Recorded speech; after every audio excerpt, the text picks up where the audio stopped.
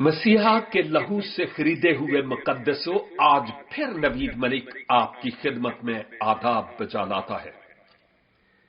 Programme خدا کی آواز میں یوحنا 1:21 پر ہم مل کر بات کر رہے ہیں۔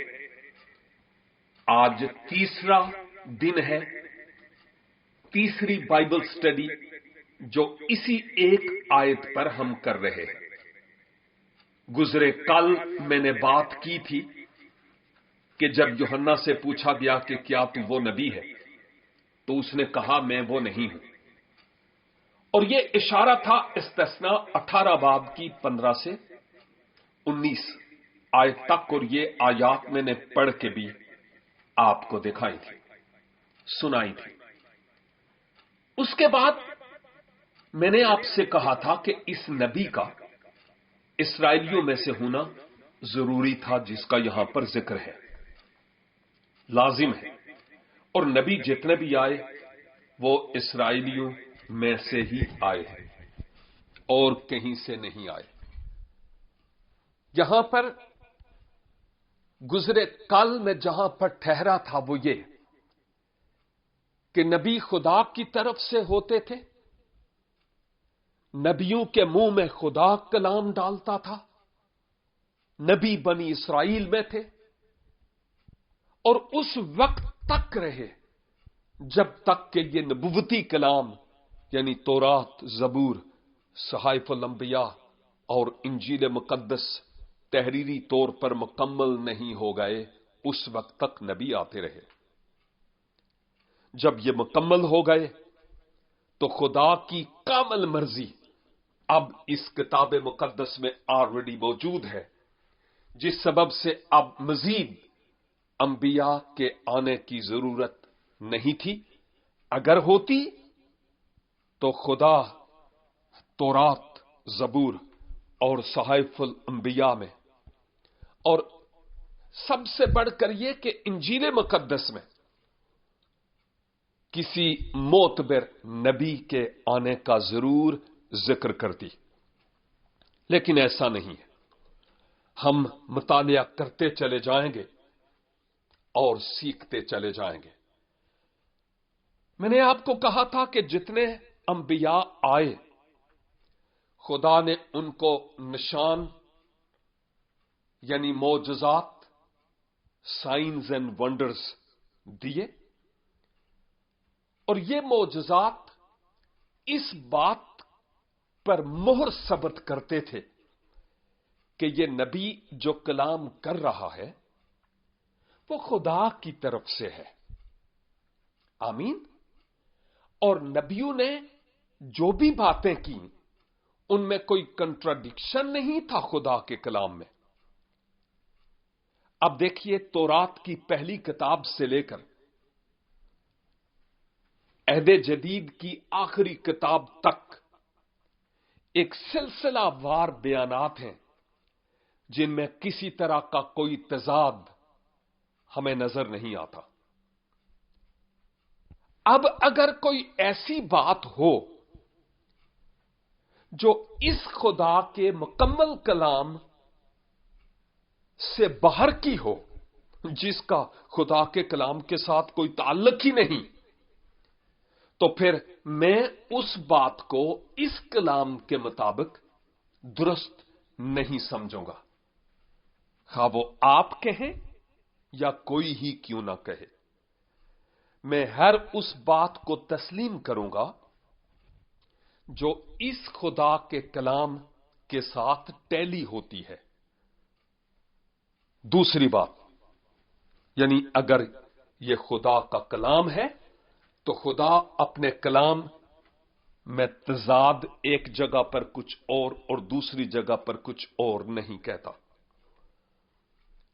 اگر مسیح کے بعد کسی نبی جیسے مرزا غلام احمد قادیانی کو بھی لوگ نبی سمجھتے ہیں، کسی بھی نبی کے آنے کا ذکر ہوتا تو لازماً کتاب مقدس میں اس کا ذکر پایا جاتا۔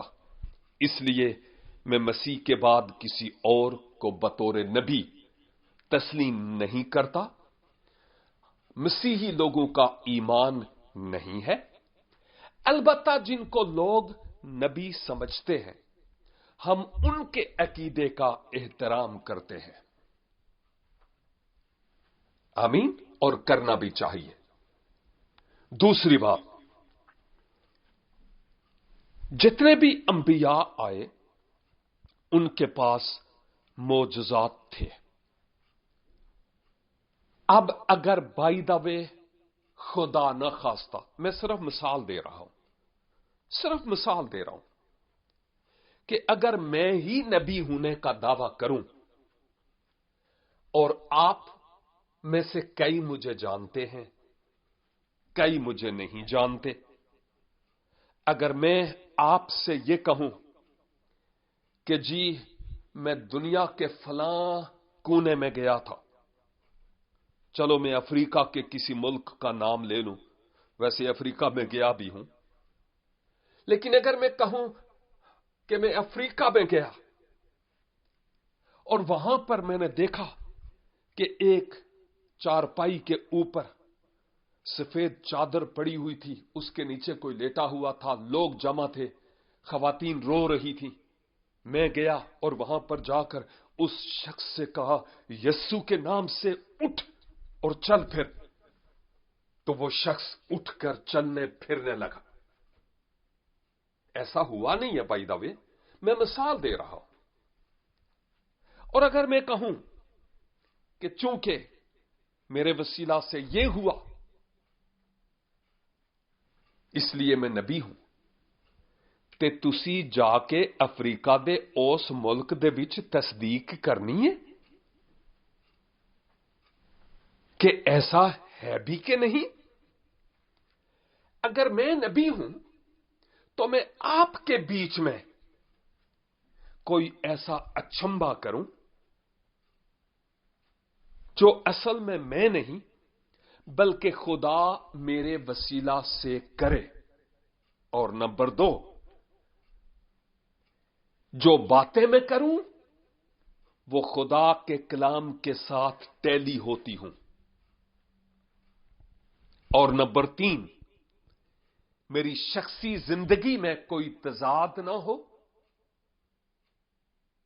मेरी जिंदगी क्रिस्टल क्लियर हो, खुदा की तरफ से चुना हुआ होना, सारा आलम उस बात का सबूत दे कि मैं चुना हुआ हूं और खुदा की तरफ से मोहब्बत का पैगाम आप तक पहुंचाता हूं और आप उस पैगाम को सुनते हैं, आपकी जिंदगियों पर असर होता है, तो फिर तो बात बनती है। लेकिन फिर भी मेरे बारे में जिक्र किताब मुकद्दस में होना जरूरी है। यह सब कुछ होने के बावजूद अगर किताब मुकद्दस में ऑलरेडी जिक्र नहीं, तो वो खुदा जिसके जरिया तौरात, जबूर, सहाइफुल अंबिया और इंजील मुकद्दस आए हैं, वो खुदा अगर यहां इन कुतुब में कुछ बयान नहीं करता तो कहीं और किसी मैगजीन, किसी रिसाले में वो कोई नई बात बयान करेगा नहीं, क्योंकि वो अपनी जात की और अपनी बात की नफी कतई तौर पर नहीं करता। ये सोचने और समझने की बात है।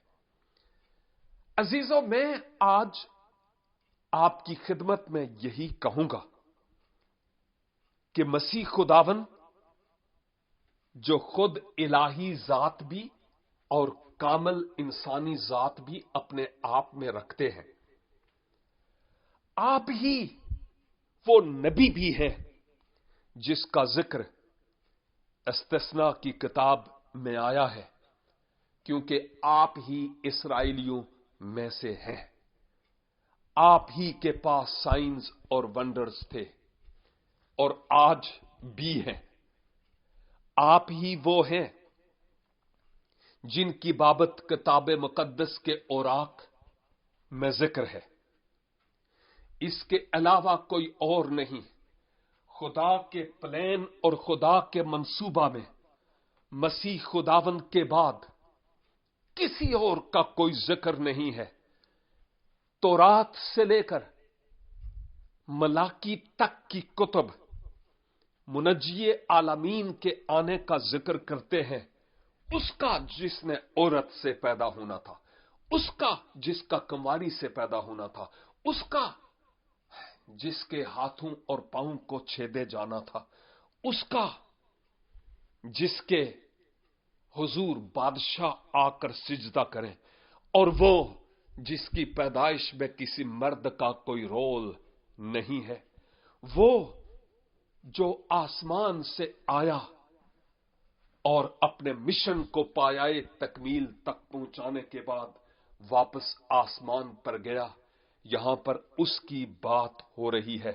مقدس پولوس کہتا ہے کہ اس خوشخبری کے علاوہ، یعنی مسیح یسوع کے علاوہ اگر کوئی اور خوشخبری سناتا ہے تو وہ ملعون ہے۔ میں نہیں کہتا، میں خدا کے کلام کو بنیاد بنا کر کہتا ہوں۔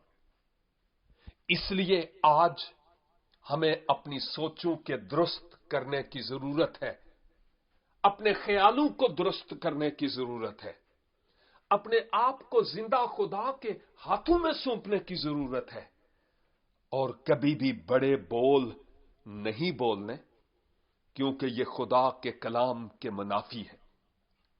عزیزو، مقدس یوحنا کو بڑا موقع تھا کہ اپنے آپ کو بڑھا چڑھا کر بیان کرے، وہ کر بھی سکتا تھا، لیکن اس نے ایسا نہیں کیا۔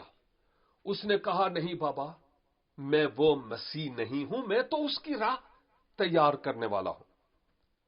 میں وہ ایلیا یعنی حضرت الیاس بھی نہیں ہوں، نہیں، میں وہ نہیں ہوں،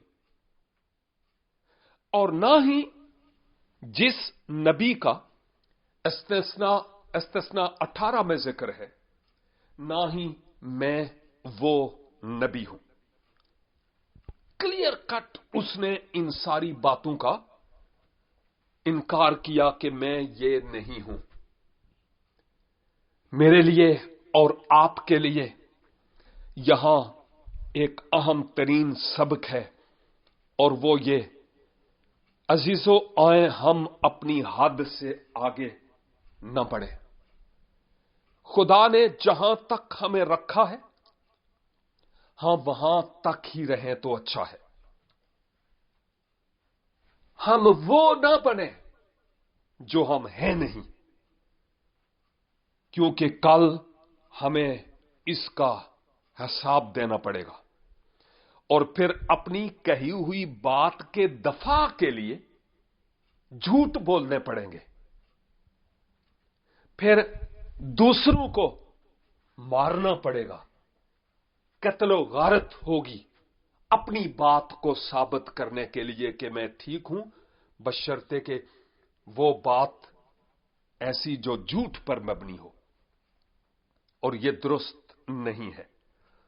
آئیں ہم سچائی کو جانیں جو مسیح یسوع ہے، تاکہ یہ سچائی ہمیں آزاد کرے۔ اور میری دعا ہے آج کہ آسمانی باپ، اس دنیا میں بہت سارے لوگ تیری ذات کو پہچانتے نہیں ہیں، اور وہ تجھ سے دور ہے۔